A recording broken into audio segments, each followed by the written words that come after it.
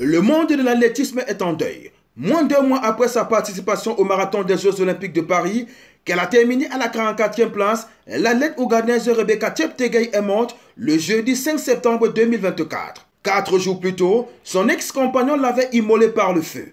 Brûlée à plus de 80%, elle a succombé à ses blessures. La coureuse de 33 ans se trouvait depuis dimanche 1er septembre dans un état critique à l'hôpital d'Eldoret dans l'ouest du Kenya. Elle est décédée 4 jours après, lorsque l'établissement où elle se trouvait s'apprêtait à l'évacuer vers une structure de la capitale, Nairobi. Nous avons appris le triste décès de notre athlète olympique, Rebecca Cheptegei, à la suite d'une violente agression de son petit ami. Que son âme repose en paix, nous condamnons fermement la violence contre les femmes, a déclaré le président du comité olympique ougandais, Donald Lukare, dans un message sur X. De retour de Paris il y a quelques semaines, la marathonienne se trouvait le 1er septembre, comme tous les dimanches, à l'église du village d'Endebes, une localité kenyane proche de la frontière ougandaise, accompagnée de ses 2 enfants. D'après un rapport de police, son ex-compagnon, Dickson Djema Marangash, en aurait profité pour s'introduire dans sa maison. L'homme aurait arrosé d'essence son ex-compagne à son retour de la messe et mis le feu, la laissant pour morte. Le suspect a été brûlé à 30% lors de cette agression.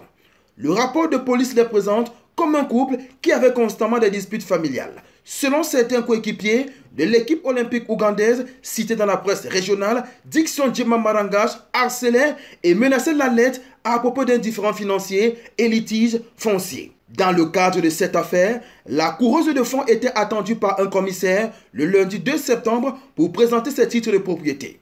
Le meurtre de Rebecca Cheptegei, qui s'entraînait au Kenya voisin de l'Ouganda, ravive le débat relatif aux violences conjugales dans l'athlétisme. Depuis ces dernières années, cette vague de violence a particulièrement touché le milieu de l'athlétisme kenyan. En 2021, alors qu'elle revenait tout juste des Jeux Olympiques de Tokyo, la double médaillée mondiale Agnès Tirop avait été tuée par son compagnon à Iten, un célèbre centre d'entraînement, là aussi en raison d'un litige financier. La prometteuse athlète de 25 ans, double médaillée de bronze mondial du 10 000 mètres et 4e des JO de Tokyo sur 5 000, avait été poignardée par son mari et entraîneur Ibrahim Rotich. En avril 2022, une athlète bahreïnie d'origine kenyane, Damaris Mutua, avait été retrouvée morte à Iten.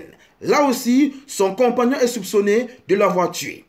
Pour lutter contre ce phénomène, Joanne Chelimo, qui a elle aussi couru au marathon des Jeux Olympiques de Paris, a cofondé Tirops Angels, une organisation de lutte contre les féminicides créée en mémoire d'Agnès Tirop. Après le décès de Cheptegei, elle a déclaré, je cite, « Rebecca Cheptegei était une travailleuse, elle a mérité tout ce qu'elle a obtenu dans sa carrière.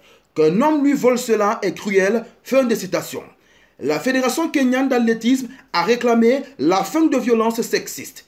Pour les marathoniennes est-africaines, la lutte pour l'émancipation se poursuit. Nous continuons à faire changer les mentalités des Kenyans, à commencer par nos athlètes féminines à qui on enseigne les bienfaits de devenir financièrement indépendantes. Déclaration de Joanne Chelimo. La question n'est plus taboue dans un Kenya encore conservateur.